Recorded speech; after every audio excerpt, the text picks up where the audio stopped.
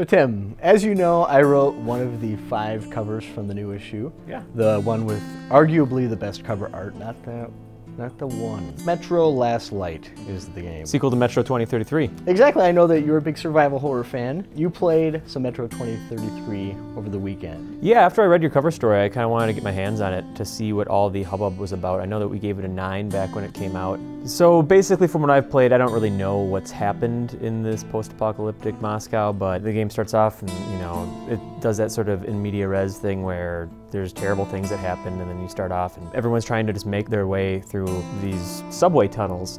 And it seems like a pretty cool atmosphere. I'm Game Informer's resident super spy, and I heard you griping yesterday morning about one detail that I'm completely on board with, that in this version of the future, there's only one book available. It happens to be Metro 2033. You wake up and it's just like, your character you see on his desk is just like, Metro 2033. I'm like, oh, that's a cute little, clever little nod to the, you know, the original book. I'm like, oh, all right, I like this game. And then you just go to the next desk you see in the game. It's just like, oh, everyone's reading this book about their lives that they're living.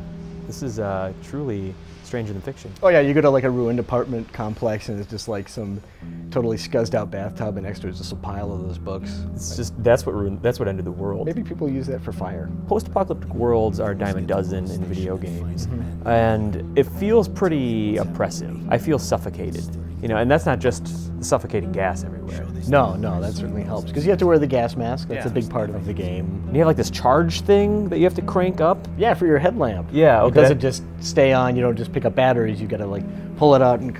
Yeah, so from what I've played mostly, it's been, you know, in the subway tunnels and stuff. Yes. And I really like the glimpses of the outdoors when you're just seeing like basically this like Chernobyl-esque ruined landscape. Is Last Light gonna have any more of that, or? Yeah, at E3 they showed some more of the outdoor environments. There's like wreckage of a plane crash, and Artyom, main character, has some flashbacks to the plane as it's crashing, which is kind of interesting. The demo that I got most recently took place in the tunnels. It was a kind of a departure from the previous one, because before you fought a lot of naked mole rats and dudes with tails. Here there's They have pants? Tattered pants, kind of like the lizard, the lab coat. Thank you for explaining it in ways I understand.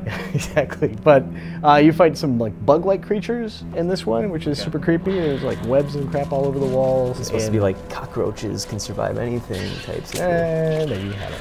It's even more like spider, scorpion hybrids. Oh, okay. Super gross sound. I think the sound design is one of the stronger parts of the game. You feel like you're constantly running out of ammunition. You're almost always on the edge of being defeated, and it's a really exciting feeling. And I think that survival horror doesn't necessarily mean zombie terrible coming out controls. of combat, you know, where like a guy's coming out of a closet, or you gotta take a picture of a spooky ghost. I think it could just be oppressive atmosphere, limited ammunition, and I think that's kind of the hallmark of it. And I think that this is absolutely a survival horror series. I'm probably gonna finish the game, I think. It hasn't grabbed me that much like in the first hour and a half. The shooting doesn't feel as snappy and as satisfying as maybe it could. Are they changing anything with that at all? Yeah, the weapons have gotten a little bit of an overhaul. They say that they recognize that was one of the weaker spots. Yeah. When we first started the demo, it was pretty interesting, because the guy from the team, without any kind of coaxing whatsoever, was just like, THQ blew it. They totally blew it in every possible way with the first game. They didn't put any money behind it. I think the shooting suffered in particular. It just didn't have a lot of balance or play testing. You know, it felt really weak and puny. And I think it's important too in this kind of game. You don't want to feel completely overpowered. You don't want to be auto-aiming from one guy to the next, just instant headshots, everybody's dead. Yeah. But I think that it erred on the side of maybe feeling a little sloppy and, like you said, unsatisfying. This one, in addition to the weapons getting an overhaul, the actual weapons themselves, that system has been upgraded to, where you can actually enhance the weapons that you have. I know there were concerns with THQ putting more of an emphasis on this game, that it was going to get kind of turned into any other military-style shooter that you'd see out there. From what I saw, it doesn't seem like that's going to be the case. I think action is still a big part of the game. Well, for fans that are going to have a gut reaction to a trailer, you know, obviously THQ is going to piece together the most action-packed parts of the trailer in order to get across the high notes, but you know, even from my played of 2033, it's like you're on a rail car and there's these monsters swarming you and you shoot them, but as soon as you're done, you're immediately alone again, and you know, the atmosphere sort of kicks back in and you're starting to feel very desperate. And so that stuff doesn't preview that well in a trailer. Another thing too is it doesn't seem as though the gameplay is taking a hit in terms of complexity. It's not like they're going, well, now he's got a LED light, he doesn't have to worry about that. They did say that the way that your gas mask worked wasn't communicated very well. You had cartridges you'd have to replace or else you'd choke to death on your own exhalations. Here, you've got a nice handy meter that's a little more visible, so they're hoping to communicate the systems that are in place that they're retaining, adding a few other ones. It's such a minor detail, but like there's a part where you look up and it's raining and then your little droplets of water and you gotta go to wipe them off. Like you actually have to hit a button to wipe Yep. your... Shoot a dude up close.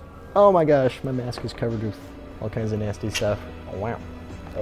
Last Light sounds really cool, and I'm curious, based off of what you know, what you played of 2033, and what you know about Last Light, what's a good reason that people should finish up 2033, or instead of just waiting for Last Light? I just love 2033. I think the atmosphere was great. I think it's one of the few games out there that does a good job of telling a story without being in your face. You don't get a lot of audio recordings or a guy on your headset. It's just kind of a lot of atmospheric storytelling where you can stop if you want and listen to a conversation between guards that kind of fills stuff out. I know a lot of games do that. Splinter Cell was like a pretty early example of that, but most of the time those guys were just goofing around saying, hey, I heard that there's a guy sneaking around here, whatever, and you choke them out. This is more people talking about their misery and suffering. Kind of stuff that you're into. Oh, you. If they're able to replicate some of the high notes of Metro 2033 with Last Light, I think it's probably worth keeping an eye on.